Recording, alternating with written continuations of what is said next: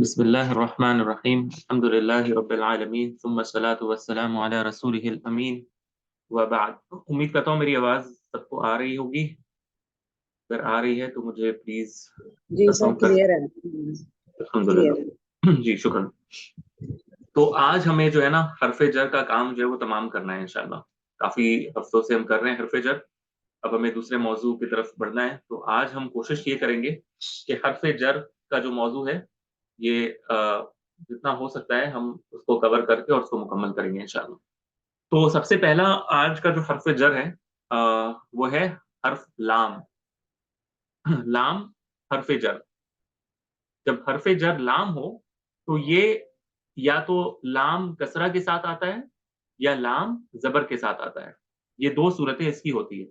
جس طرح ہم نے جب حرف جر با پڑھا تھا تو حرف جر با ہمیشہ کسرہ کے ساتھ آتا ہے، یعنی زیر کے ساتھ آتا ہے، جیسے بِذَنبِهِ بِاتِّخَاذِكُمْ، اسی طرح بِبَدْرٍ بِسَحَرٍ بِسَلَامٍ، تو یہ ہمیشہ کسرہ کے ساتھ آتا ہے حرف جر با۔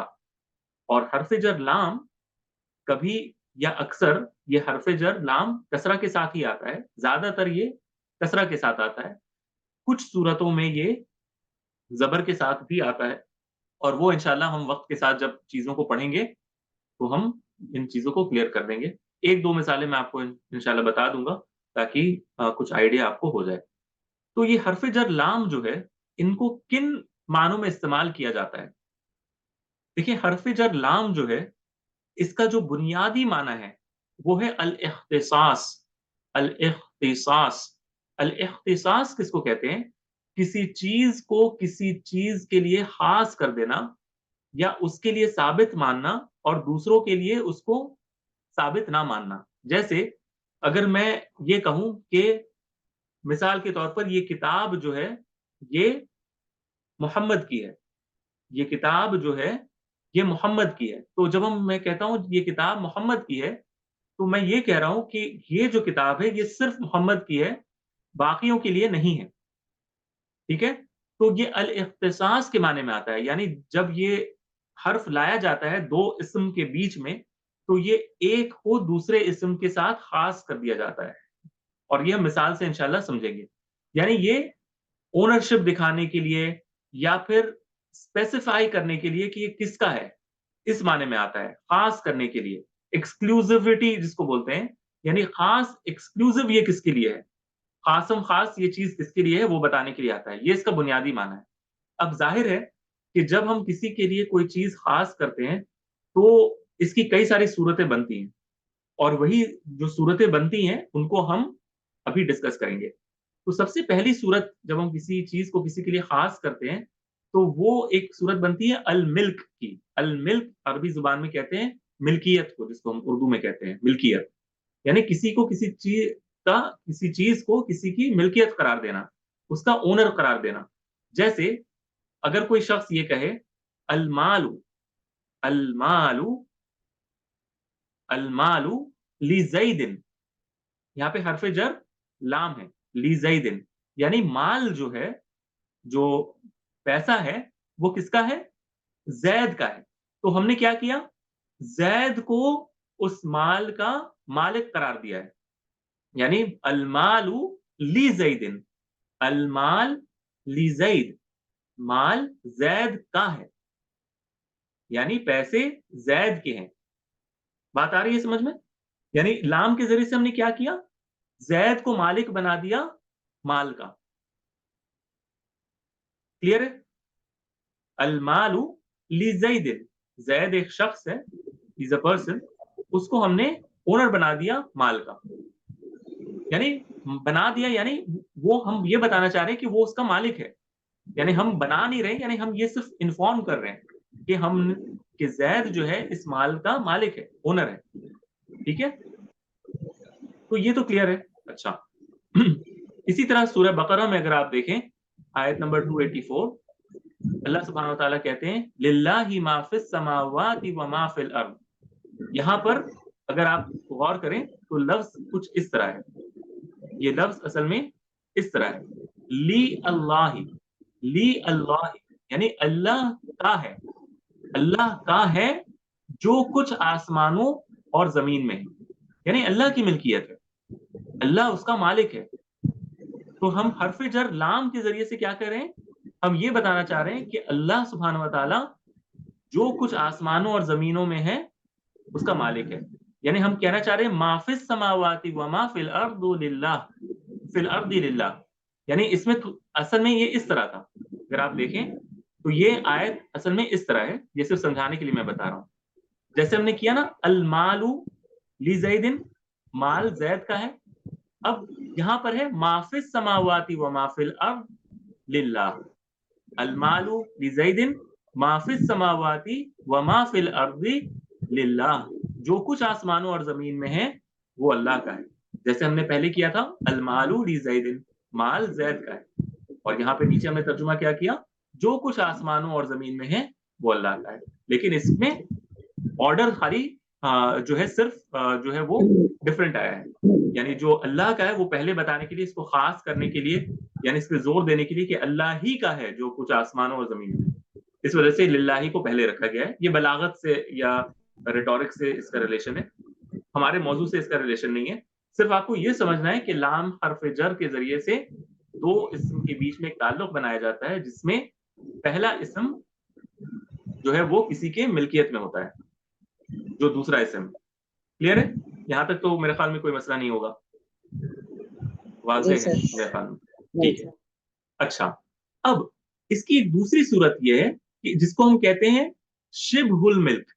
شبہ الملک یعنی ملکیت تو ہم دکھائیں گے کہ فلاں چیز فلاں کی ملکیت ہے، لیکن جس کی ملکیت ہم بتانے کی کوشش کریں گے کہ یہ اس کی ملکیت ہے یا یہ اس کا اونر ہے، اس کے اندر اتنی قابلیت نہیں ہے، اتنا کیپیبل نہیں ہوتا ہے وہ شخص یا وہ ذات کہ وہ کسی کا مالک بن سکے.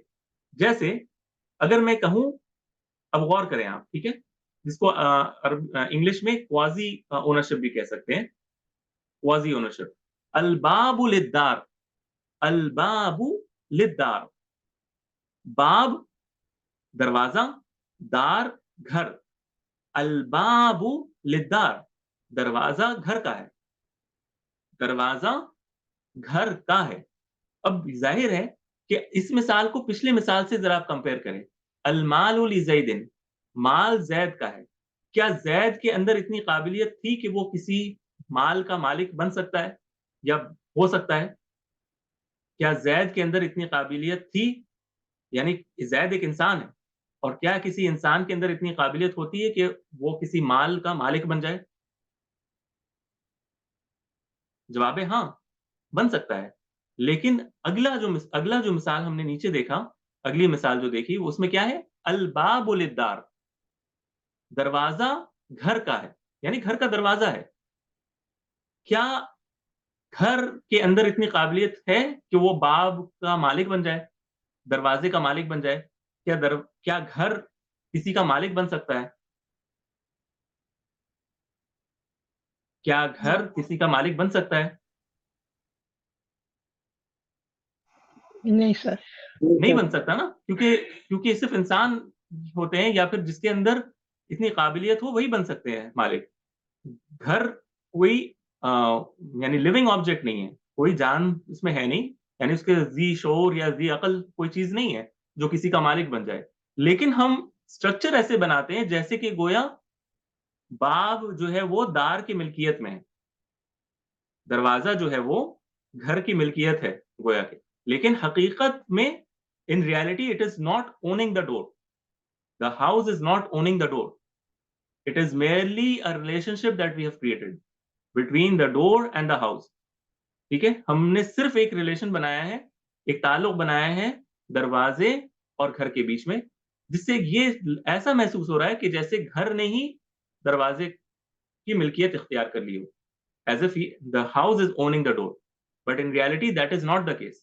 That is why اسی وجہ سے اس کو شبہ الملک کہتے ہیں، اس کو شبہ الملک کہتے ہیں، like quasi ownership. like apparently ایسا آپ کو لگے گا کہ کوئی کسی کو اون کر رہا ہے، کوئی کسی کا مالک بن رہا ہے، لیکن حقیقت میں ایسا ہو نہیں رہا ہے، یہ صرف سٹرکچر میں ایسا دکھ رہا ہے.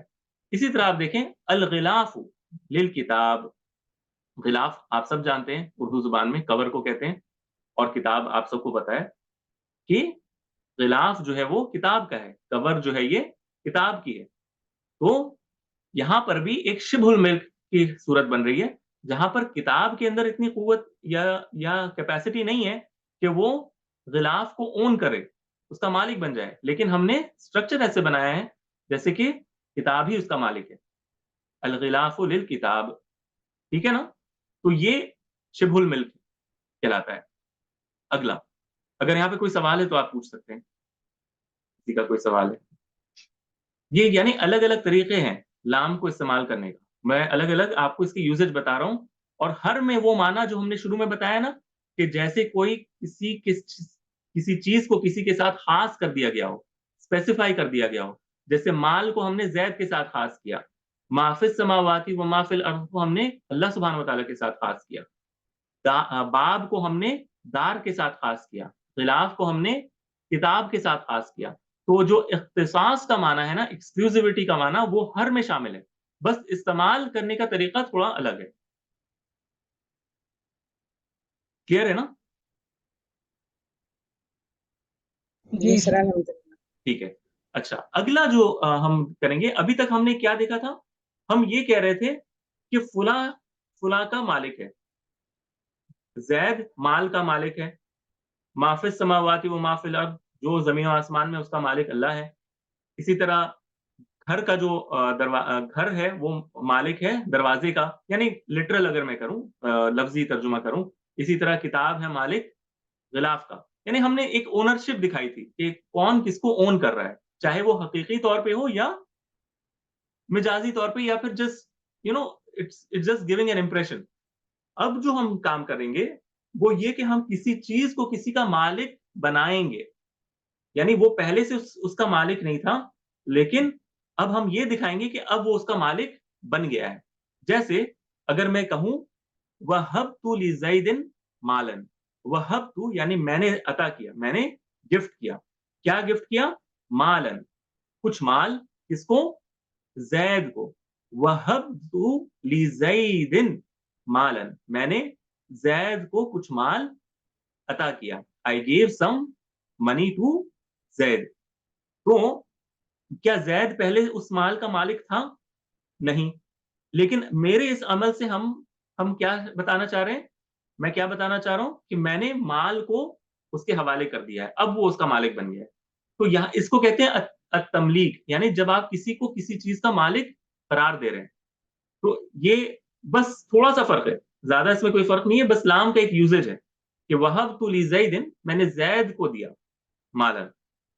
وَهَبْتُ لِزَيْدٍ, میں نے زید کو مالک بنا دیا مال کا, کچھ مال کا مالک بنا دیا, کچھ پیسوں کا مالک بنا دیا. ٹھیک ہے, یہاں یہ بھی کلیئر ہے. وَهَبْتُ لِزَيْدٍ, میں نے زید کو مالک بنا دیا کچھ مال کا, یعنی میں نے زید کو پیسے دیے بیسیکلی, اگر سمپل ترجمہ میں کروں. ٹھیک ہے. اگلا شبہ التملیک. اب جیسے ہم نے شبہ الملک کیا تھا, یعنی حقیقی طور پر تو کوئی اس کا مالک نہیں بنے گا, لیکن ایسا ہم دکھائیں گے کہ جیسے کوئی کسی چیز کا مالک بن گیا ہے. جیسے اللہ سبحانہ وتعالی سورۃ الشورى میں آپ دیکھیں آیت نمبر 11, اللہ سبحانہ وتعالی کہتے ہیں جعل لکم من انفسکم ازواجا, اور اس نے تمہارے لیے, یعنی لکم تمہارے لیے, یہ ضمیر ہے, پروناؤن ہے, he made for you من انفسکم تمہارے جانوں سے, from within yourself, ازواجن پیئرس, ٹھیک ہے, یا جوڑے, یعنی تمہارے میں سے, تم میں سے ہم نے جوڑے تمہارے لیے بنائے. اب یہاں پر آپ غور کریں, اللہ سبحانہ وتعالیٰ نے کیا بنائے؟ ازواجن, یعنی جوڑے بنائے. کس کے لیے بنائے؟ تمہارے لیے. اللہ سبحانہ وتعالیٰ نے جوڑوں کو بنایا تمہارے لیے. اب ظاہر ہے اس سے ایک یہ سمجھ میں آ رہا ہے کہ پہلے وہ جوڑے ہمارے لیے نہیں تھے, لیکن اللہ سبحانہ وتعالیٰ نے وہ جوڑے بنائے, ازواج بنائے. تو ظاہر ہے کہ ایک ہمیں مالک بنایا, جیسے کہ ہمیں کسی کا مالک بنا دیا اللہ سبحانہ وتعالیٰ نے. لیکن کیا ہم کہہ سکتے ہیں کہ ہمارے جو ازواج ہیں یا ہمارے جو جوڑے ہیں وہ ہم ان کے مالک ہیں. حقیقی طور پر ہم یہ نہیں کہہ سکتے کہ ہم اپنے زوج کے مالک ہیں, اپنے بیوی کے مالک ہیں, یا پھر خدا نخواستہ بیوی جو ہے وہ شوہر کا جو ہے نا مالک ہے. تو حقیقی طور پر اس کے اندر یا ہمارے اندر اتنی قابلیت نہیں ہے کہ ہم یہ کہہ سکیں کہ ہم اس کے مالک بن گئے ہیں, لیکن دکھایا ایسے جا رہا ہے جیسے کہ ہمیں کسی کا مالک بنا دیا گیا ہو. تو یہ اس کو کہتے ہیں شبہ تملیک, میکنگ کوازی اونر. ٹھیک ہے, اس کو کہتے ہیں جیسے کہ آپ کسی کو مالک بنا رہے ہیں حالانکہ اس کے اندر اتنی صلاحیت نہیں ہے کہ وہ مالک بن سکے. اسی طرح ایک اور آپ مثال دیکھیں سورہ مریم آیت نمبر 5 میں زکریا علیہ السلام جب دعا کرتے ہیں اللہ سبحانہ وتعالیٰ سے, تو وہ کہتے ہیں فَهَبْ لِي, پس تو دے دے یا عطا کر لی مجھے من لدن کا اپنے پاس سے ولین, ایک یعنی آپ کہہ سکتے ہیں سپورٹر یا ایک مددگار, یعنی بیٹے کی خواہش تھی نا ان کو, ایک میرا جو خلیفہ بنے یا میرا جو کیا کہتے ہیں سکسیسر بنے. ٹھیک ہے, تو فہب لی من لدنک ولیہ, تو وہ جب دعا کرتے ہیں تو وہ کہتے ہیں کہ مجھے عطا کر اپنے پاس سے اللہ سبحانہ وتعالیٰ, کیا عطا کر, ایک بیٹا عطا کر, یعنی ایک ولی عطا کر, ایک مدد کرنے والا یا سب میرا جو ساتھ دے اس کو عطا کر. تو یہاں پر اللہ سبحانہ وتعالیٰ سے وہ کہہ رہے ہیں کہ مجھے دیجئے, لی لام یہاں پر جو ہے حرف جر ہے, اور یا یہ بتا رہا ہے کہ میں, یعنی مجھے عطا کریے ایک ولی. اب یہ جو ولی ہے ظاہر بات ہے کہ جب اللہ سبحانہ وتعالیٰ اس سے پہلے ان کے پاس کوئی بیٹا نہیں تھا, تو اب وہ مانگ رہے ہیں کہ مجھے ایک ولی دیجئے, تاکہ یعنی ایک ولی کا وہ سوال کر رہے ہیں. تو جب یہ ولی زکریا علیہ السلام کو مل جائے گا تو ظاہر ہے کہ وہ ان کی ملکیت نہیں ہے, بیٹا ملکیت نہیں ہوتی, بیٹا بیٹا ہوتا ہے, وہ ملکیت نہیں ہوتی, وہ اونر نہیں ہے اپنے بیٹے کے. یعنی اگر اللہ سبحانہ وتعالیٰ نے ان کو بیٹا دے دیا تو یہ مطلب نہیں ہے کہ اب وہ اس کے مالک ہیں. ٹھیک ہے, تو یہ ایک صرف انداز ہے اللہ سبحانہ وتعالیٰ نے جس طرح اس کو ذکر کیا ہے, یا پھر عربی زبان میں حرف جر لام کو استعمال کرنے کا ایک طریقہ ہے جس سے آپ کسی کو کسی کا مالک بنا سکتے ہیں, اگرچہ اس میں اتنی کیپیبلٹی نہ بھی ہو, لیکن پھر بھی ہم ایسا ہی دکھاتے ہیں کہ جیسے کہ ہم نے کسی چیز کو کسی کے حوالے کر دیا کہ یہ رکھ لو, یہ تمہارا ہے, حالانکہ وہ اس کا مالک نہیں بن سکتا. بات آ رہی ہے سمجھ میں, یعنی اس کی کسٹڈی میں دے دیا بیسیکلی.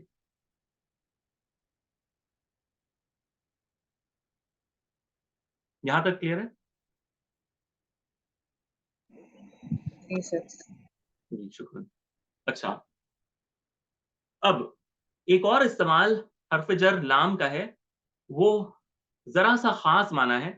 وہ یہ ہے کہ یعنی ایک معنی تو وہ ہے کہ ہم کسی کو کسی چیز کے ساتھ ایکسکلوسیو کرتے ہیں کہ فلاں چیز فلاں کی ہے, لیکن کبھی یہ تھوڑا سے اور خاص معنی میں آتا ہے, جیسے کہ ہم یہ بتانا چاہ رہے ہوں کہ یہ جو چیز ہے جس کو ہم اس کے لیے بتا رہے ہیں, یہ صرف اسی کا خاص ہے, یعنی یہی مستحق ہے.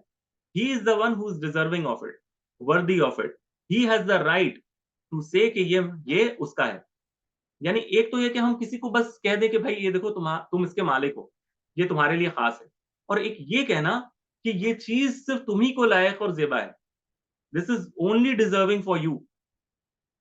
تو اس کے لیے بھی حرف جر لام کا استعمال ہوتا ہے, جیسے کہ جب ہم سورۃ الفاتحہ پڑھتے ہیں تو ہم کہتے ہیں الحمد للہ, تمام تعریفیں, ہم جب ترجمہ کرتے ہیں نا تو ہم کہتے ہیں کہ اللہ کے لیے ہیں, جیسے کہ ہم اللہ کی طرف کہہ رہے ہیں کہ یہ ساری تعریفیں اصل میں آپ ہی کو ڈیزرو کرتی ہیں, ساری تعریفیں صرف آپ کے لیے ہی وردی ہیں, آپ کے لیے ہی ڈیزرونگ ہیں, یہ صرف آپ کا رائٹ ہے کہ آپ کو تعریفوں کے ساتھ ذکر کیا جائے, تمام تعریفوں کے ساتھ. الحمد للہ. بات آ رہی ہے سمجھ میں, یعنی تمام تعریفیں کسی کے لیے اگر لائق و زیبا ہے, اگر کوئی وردی ہے تو صرف اللہ سبحانہ وتعالیٰ ہے.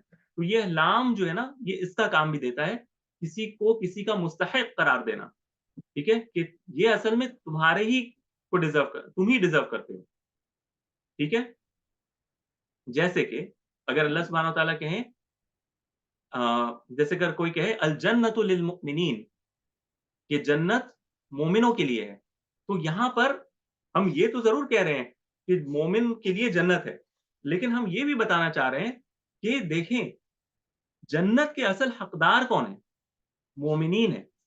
अल जन्नतु, मैं इसको यहाँ पर एक बार लिख देता हूँ ताकि आप लोगों को समझ में आ जाए। अल जन्नतु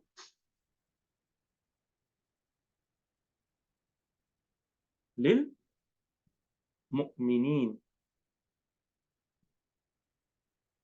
अल जन्नतु लिल, लाम हर्फ जर, लाम हर्फ जर, और मुमिनीन यानी मोमिन, मोमिन जो है उनके लिए, यानी जन्नत के असल हकदार कौन है? मुमिनीन है। तो यहाँ पर हक दिखाने के लिए कि कौन मुस्तहिक है, कौन डिजर्विंग है, इसको बताने के लिए हर्फ जर लाम का भी इस्तेमाल होता है, और ये बहुत खास माना है। यानी एक तो आप है कि आप कह दें कि जन्नत मोमिनों मोमिनों के लिए है, यानी जन्नत मोमिनों की है, लेकिन यहाँ पर हम उस मिल्कियत नहीं करार दे रहे हैं, हम ये बताना चाह रहे हैं कि असल हकदार कौन है। बात आ रही है समझ में? हम ये नहीं बताना चाह रहे हैं कि अल जन्नतु लिल मुमिनीन से मुराद ये है कि मोमिन, जन्नत मोमिनों की है यानी उसका मालिक है वो। हम ये नहीं कहते। अल जन्नतु लिल मुमिनीन से मुराद जन्नत के असल हकदार कौन है? मुमिनीन है, ईमान वाले हैं। तो ये लाम इन मानों में भी इस्तेमाल आता है, और ये कुरान मजीद में कई जगह आता है। इसका जो इतलाक है ना, वो कई जगह आता है कुरान मजीद में। और एक मिनट में आपको बता देता हूँ, अगर मुझे दिख जाए वो, एक मिनट रुक जाए। एक दो आयत और मैं बता देता हूँ जहाँ पर जो है ना वो इस तरह इस्तेमाल होता है।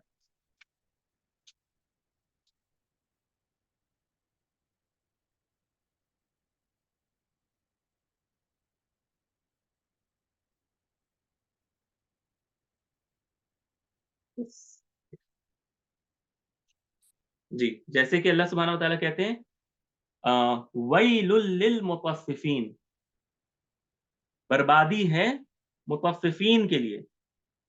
सूरतुल मुतफ्फिफीन में आता है ना, वैलुल लिल मुतफ्फिफीन अल्लज़ीना इज़ा क्तालू अलन नासी यस्तौफून। तो मुतफ्फिफीन के लिए बर्बादी है। तो ज़ाहिर है कि ये नहीं बताना चाह रहे हैं कि बर्बादी का मालिक जो है वो मुतफ्फिफीन है, बल्कि ये बताना चाह रहे हैं अल्लाह सुब्हानहू व तआला कि इसके हकदार हैं ये। इनकी हरकतें ऐसी हैं कि ये बर्बादी के हकदार हैं। इसी तरह आप देखें सूरह अल-बक़रा में अल्लाह सुब्हानहू व तआला कहते हैं लहुम फ़िद दुनिया ख़िज़्युन, यानी काफ़िरों के लिए ये लफ्ज़ आता है कि लहुम, और उनके लिए दुनिया में ख़िज़्युन, यानी बहुत ज़्यादा उनके लिए शेम है और बर्बादी है। ख़िज़्युन यानी उनके लिए बहुत ज़्यादा जो है ना वो शर्मनाक चीज़ें हैं, यानी वो हकदार हैं इसके। तो उम्मीद करता हूँ मेरी बात जो है ना वो समझ में आ रही होगी आपको, जो मैं बताना चाह रहा हूँ। जी, नाप-तोल में कमी करने वाले मुतफ़्फ़िफ़ीन। जी, यहाँ तक क्लियर है ना? जी सर। ठीक है। अच्छा, अगली जो चीज़ है, और इसी पर हम एक और इसके बाद हम हर्फ़ जर लाम का करेंगे, वो है अत-तालील। अत-तालील हमने कई बार इससे पहले दूसरे हर्फ़ जर में भी किया था, जैसे कि वजह बताने के लिए, ठीक है? तो इसमें बड़ा आसान है ये। देखें सूरतुल इंसान, अगर आप लोगों ने इसको पढ़ा है कभी तर्जुमे के साथ, तो आपको ये पता होगा सूरतुल इंसान में आयत नंबर 9 में जो मोमिनीन है वो कहते हैं इन्नमा नुतइमुकुम लिवजहिल्लाह, बेशक हम तो तुम्हें सिर्फ़ अल्लाह के चेहरे की खातिर खिलाते हैं। यानी अल्लाह की रज़ामंदी की खातिर, यानी वजह हमारे खिलाने की क्या है तुम्हें? हम अल्लाह का चेहरा चाहते हैं, यानी अल्लाह की रज़ामंदी चाहते हैं। तो यहाँ पर जो हर्फ़ जर लाम आया है, ये वजह बताने के लिए कि हम क्यों आपको खिलाते हैं, हम क्यों आपको खिलाते-पिलाते हैं। ये हमारे लिए कोई फ़ायदा नहीं है, कोई अपने गरज से नहीं खिलाते, यानी कोई हमें बहुत खुशी होती हो, सिर्फ़ ये वजह नहीं है, बल्कि खुशी की असल वजह क्या है? अल्लाह सुब्हानहू व तआला का राज़ी होना। लिवजहिल्लाह, अल्लाह के चेहरे के लिए, यानी अल्लाह की रज़ामंदी के लिए हम आपको खिलाते हैं। तो ये इसका माना तब बाज़ दफ़ा वजह बताने के लिए भी आया करता है। क्लियर है? جی الحمدللہ سے۔ جی سر۔ ٹھیک ہے، اچھا ایک اور ہے جس میں آپ کو تھوڑا سا میرا ساتھ دینا ہوگا سمجھنے کے لیے، وہ ہے التعجب۔ التعجب، یہاں پہ شدہ ہونا چاہیے، التعجب یعنی تعجب ظاہر کرنے کے لیے۔ یہ میں نے اس لیے آپ کو کو جو ہے نا وہ بتایا ہے تاکہ آپ اگر کبھی عربوں کے یہاں یا کسی آپ لوگوں میں سے جو یہ انشاءاللہ بعد میں جا کر جب عربی میں دروس وغیرہ سنیں گے انشاءاللہ کسی دن، اللہ کرے وہ دن آپ لوگوں کی زندگی میں جلد آئے جب آپ عربی بھی سمجھ پائیں پوری طرح، تو آپ دیکھیں گے وہ ایک الفاظ استعمال کرتے ہیں بہت زیادہ کسی کی تعریف میں یا بہت زیادہ کسی کے متعلق اگر وہ حیران ہوتے ہیں نا کہ کیا بات ہے اس کی، تو وہ کہتے ہیں للہ درہ للہ درہ للہ درہ کا، تمہاری کیا بات ہے، کیا عجیب بات ہے تمہاری، یعنی وہ اس خوشی کو ظاہر کرنے کے لیے، اس تعجب یعنی تعریف کو ظاہر کرنے کے لیے وہ اس طرح کہتے ہیں للہ درک۔ اچھا یہ ایک کہنے کا انداز ہے، اس میں حرف جر لام اللہ کے ساتھ جڑا ہے، ٹھیک ہے، یہاں پر للہ ہے اصل میں، للہ درک یعنی تمہارا کیا بات ہے تمہاری یعنی تم میں کیا عجیب و غریب بات ہے، اس طرح۔ اصل میں اس لفظ کا ایک پس منظر ہے، در کہتے ہیں دودھ، جو اونٹنی وغیرہ کو جب دھویا جاتا ہے، جب اس کو ملک کیا جاتا ہے تو جو دودھ نکلتا ہے اس کو در کہتے ہیں تو یہ عربوں کے یہاں وہ جب کوئی شخص اگر دودھ دو رہا ہوتا تھا تو وہ کیا ہوتا تھا، وہ جب دیکھتے تھے نا کہ بہت وافر مقدار میں دودھ جو ہے وہ اونٹنی سے نکل رہا ہے، تو وہ اس کی تعریف کرنے کے لیے وہ اس کی نسبت اللہ سبحانہ وتعالیٰ کی طرف کر دیتے تھے کہ اتنا زیادہ فائدہ اس اونٹنی سے حاصل ہو رہا ہے، یہ تو صرف اللہ ہی کے لیے لائق ہے، یعنی اللہ ہی سے صرف اتنے فائدے کی امید کی جا سکتی ہے۔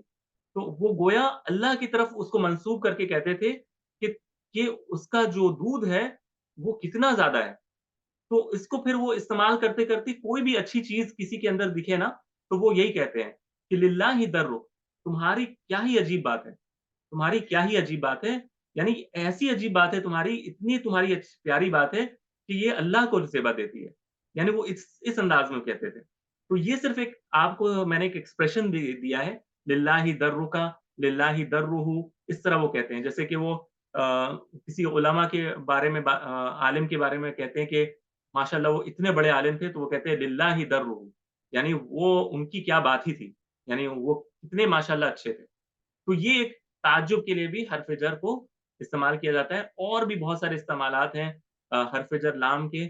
ظاہر ہے کہ ہمارا کورس جو ہم کر رہے ہیں اس میں اتنی جو ہے نا وہ وسعت نہیں ہے کہ ہم ہر چیز کو کریں، یعنی اتنا تو شاید کلاس روم وغیرہ میں بھی جو ہے نا مدارس میں ہر کوئی اتنے ڈیٹیل میں ہر ایک کو نہیں کراتا ہوگا، ہم نے پھر بھی کافی ڈیٹیل میں ہر ایک حرف جر کو الحمدللہ لیا ہے ابھی تک، اور جتنا ہم سے پاسبل ہوا ہے ہم نے کرنے کی کوشش کی ہے۔ تو یہ صرف ایک یوزیج ہے، یہ ایک طریقہ ہے استعمال کرنے کا کسی کو کے متعلق سرپرائز یا ونڈر یا امیزمنٹ کہ اس کی تعریف کے لیے یہ لفظ استعمال کیا جاتا ہے، للہ للہ درک، یعنی تمہاری کیا ہی بات ہے، تمہارے اندر کوئی عجیب سی بات ہے، یعنی ٹھیک ہے، یا تمہارا خیر کتنا زیادہ ہے، تم سے جو خیر آ رہا ہے کتنا زیادہ ہے، اس معنی میں استعمال ہوتا ہے۔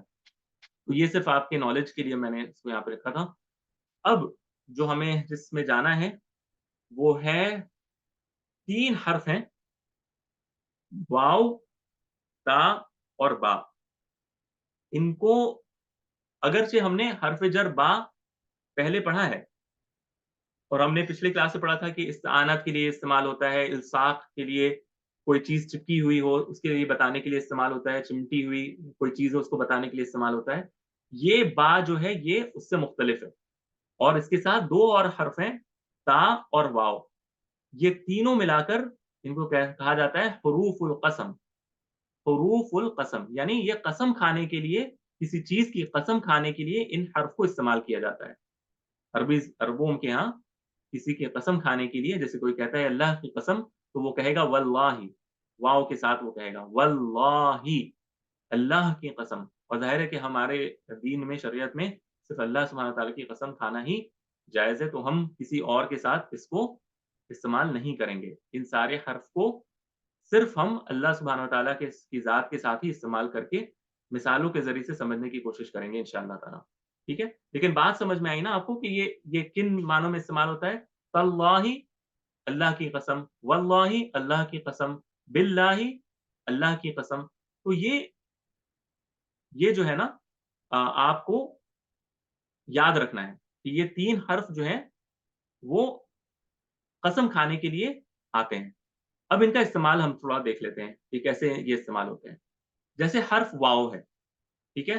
حرف واو جو ہے اس کے پہلے مثال آپ دیکھیں, ٹھیک ہے. پہلے مثال دیکھیں سورۃ العصر میں, آپ دیکھیں ہمارے ہم ہر نماز میں ہی اکثر لوگوں کو یہ یاد رہتا ہے. سورہ شروع ہوتا ہے, پھر بسم اللہ الرحمن الرحیم, پھر ہوتا ہے والعصر, اور زمانے کی قسم, والعصری, یہ جر کی حالت میں ہوتا ہے. کیوں؟ کیونکہ واو حرف جر بھی ہے اور حرف قسم بھی ہے. قسم کے لیے استعمال ہوتا ہے اور اپنے بعد آنے والے اسم کو جر کی حالت میں لے جاتا ہے, اور معنی اس کا یہ بنے گا العصر یعنی زمانہ, والعصر یعنی زمانے کی قسم, زمانے کی قسم, ٹھیک ہے.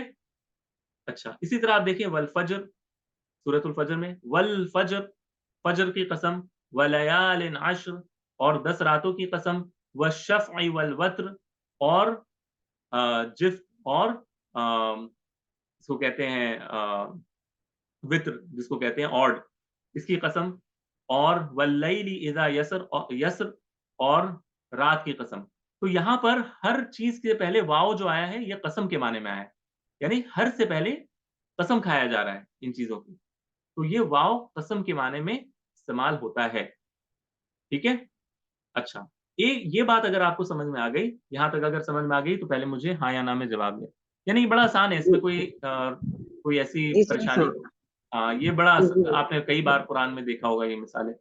اللہ سبحانہ تعالیٰ جو ہے نا وہ چیزوں کی قسم کھاتے ہیں. جی, تو اب اگر یہ بات سمجھ میں آ گئی ہے تو اس کے ساتھ ایک چیز اور آپ اپنے ذہن میں رکھیں کہ حرف واو اگر قسم کے معنی میں آیا ہے تو اس کے بعد ہمیشہ کوئی ایسا اسم آئے گا جو ظاہر ہو.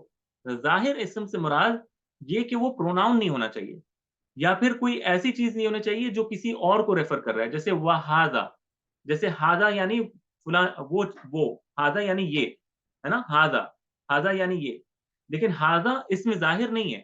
کیوں؟ کیونکہ یہ کسی چیز کا نام نہیں ہے. کوئی جو ہم نے پڑھے تھے نا کہ اسم کن کن چیزوں کے لیے استعمال ہوتے ہیں, شجرات کے لیے جو ہے نا وہ استعمال ہوتے ہیں, یعنی وہ پراپر نیمز ہونے چاہیے, پراپر ناؤنز ہونے چاہیے. اٹ کی not be demonstrative noun, it cannot be a pronoun, یعنی it has to be a proper noun or a common noun.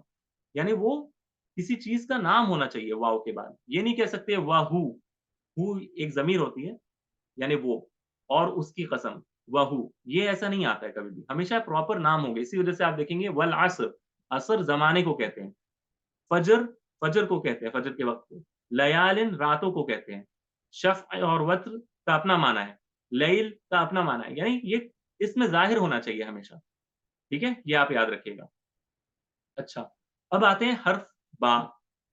حرف با جو ہے یہ بھی اسی طرح استعمال ہوتا ہے جس طرح ہم نے پچھلے والے کو دیکھا تھا. جیسے کہ اللہ سبحانہ تعالیٰ سورہ صاد میں آیت نمبر 8 میں کہتے ہیں, وہ آیت ہے کہ قال فبعزتی کا, یعنی اللہ سبحانہ تعالیٰ یہ قول نقل کر رہے ہیں شیطان رجیم کا. وہ کہتا ہے کہ قال فبعزتک لاغوینہم اجمعین, اور آپ کے رب کی, اور یعنی آپ کی عزت کی قسم, یعنی شیطان جو ہے وہ اللہ سبحانہ تعالیٰ کی عزت کی قسم کھا کر کہتا ہے کہ میں ان سب کو ضرور بضرور جو ہے نا وہ گمراہ کروں گا, ٹھیک ہے, انہیں گمراہ کروں گا انسانوں کے لیے. اچھا, کلاس جو زوم پہ ہیں آپ لوگ اگر اف پاسبل آپ لوگ ریجوائن کر لیں, ہمارے یہ جو کلاس ہے نا وہ کام کریں انشاءاللہ, ریجوائن کر لیں انشاءاللہ.